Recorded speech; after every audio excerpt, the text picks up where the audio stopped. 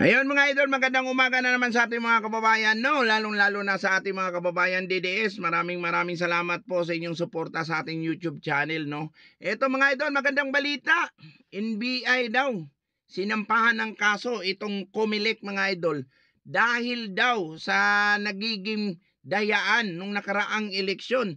Totoo kaya itong balita na to na sinampahan ng NBI itong Comelec tungkol po dito sa dayaan? Kaya ito mga idol, hindi na po natin to patatagalin para malaman na po natin kung talaga bang umaksyon itong NBI dito sa kababalaghan ng Comelec. Kaya ayan, panoorin na natin. Sinampahan ng kaso sa NBI ang Comelec dahil sa umunoy illegal na aktibidad para dayain ang halalan. Ayon kina Baguio City Mayor Benjamin Magalong, Vice Mayor Harold Respicio at iba pang complainant. Si Margaret Gonzalez magbabalita. Nahaharap na sa formal na reklamo ang Commission on Elections sa Comelec sa National Bureau of Investigation o NBI, 2 buwan matapos ang eleksyon. Sinampahan ito ng paglabag sa anti-cybercrime law sa NBI Anti-Fraud Division ni Baguio City Mayor Benjamin Magalong at ni Rina Mercedes Isabela Vice Mayor Harold Respicio. Kasama pa sa mga nagsampa ng reklamo laban sa poll body ay si dating Comelec Commissioner Augusto Lagman, grupo ng mga bishop, retired generals, mga abogado at iba pa. Alegasyon ng mga nagreklamo, gumamit ang poll body ng software na may 3.5 program version sa automated counting machines noong halalan, gayong 3.4.0 version ang na-audit at nasertipikahan. Gumamit hindi umano ang komisyon ng illegal na intermediary server sa pagpapalabas ng resulta ng halalan. Ipinanto rin nila na illegal daw ang pagbura ng Comelec sa 5 milyong discrepancy na boto nang wala ang presensya ng mga transparency group. Sa pamamagitan ng investigasyon ng NBI, malalaman daw kung totoong may pandarayang ginawa ang komisyon. Nayari We are na. not asking for a recount. We are not asking for the nullification of the... Paano na yan? Kung totoo man talaga itong iimbestigahan ng NBI, itong Comelec, unang-una dito mga idol, dapat yan managot talaga itong si George Garcia. Ito, buisit na buisit ako sa taong ito eh. Simula na nandyan talaga yan siya, hindi talaga nawawala yung dayaan dyan sa Comelec. Simula nandyan si George Garcia, walang ginagawang tama, puro lang kabalbalan. Nakakagulat nga, paano naman kung talagang mapapatunayan dito sa NBI na nagkaroon ng dayaan, paano na ba yan? Itong si Huy, kain ng saging. At itong si Bam Aquino, Suto, paano ba yan? Lacson, naku, huling-huli kayo, paano yan? Pag kayo'y nalaman na nandaya nung nakaraang eleksyon, iba yan, iba usapan na naman yan. Siguro, sa ngayon, hindi pa yan tutunog yung kaso na yan. Pag nagkaroon kayo ng kaso tungkol po dito sa dayaan sa Comelec, baka sa next administrasyon, diyan na naman kayo mananagot. Kaya mas mabuti pa magbigtay na lang kayo, mga buaya kayo, mga walang hiya kayo talaga sa ating bayan, no?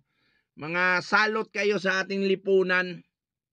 Kayo lang yung sumisira sa ating bayan, mga animal kayo. Kaya dapat sa inyo bitayin pag nagkaroon ng katibayan talaga na nandaya kayo nung nakaraang eleksyon. Mga hayop kayo, mga buisit kayo. Kaya buti nga sa inyo, dapat yan naku. Kaya ayun mga idol, sana nga magkaroon ng tamang investigasyon itong ginagawa ng NBI, no? Para talaga malaman ng taong bayan, kasi marami pong nagrereklamo talaga at marami pong nag-react dito sa pagkapanalo nitong mga senador na ito, kung bakit po pumasok, hindi naman po sila binoto ng taong bayan. Kaya ang dami po talagang Pilipino na nag-react, na nagkaroon talaga ng dayaan. Akalain nyo, Mindanao at Visayas, straight halos Duterte ng kanilang binoto. Pagdating ng Luzon, overall, lamang na agad yung mga senador na yan. Kahit sino naman siguro, halatang halata po yung ginagawa po nilang anomalya diyan sa Comelec.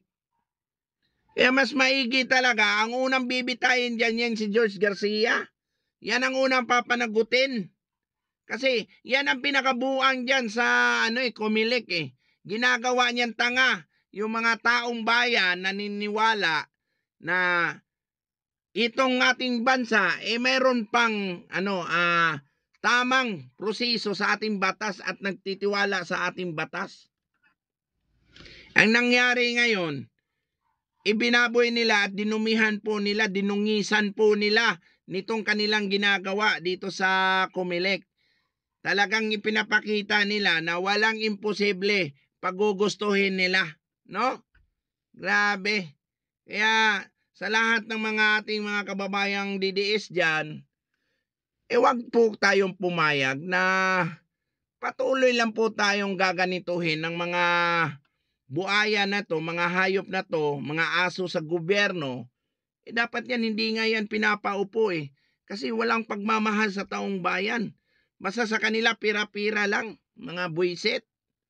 Ang ina talaga, nakakapanggigil. Kaya sa lahat ng ating mga DDS na lang, thank you sa inyong lahat, sa inyong suporta sa akin, no? Sarap banatan yung pagmumukha nitong mga senador na to Walang ibang ginawa. Nako, nakakapanggigil.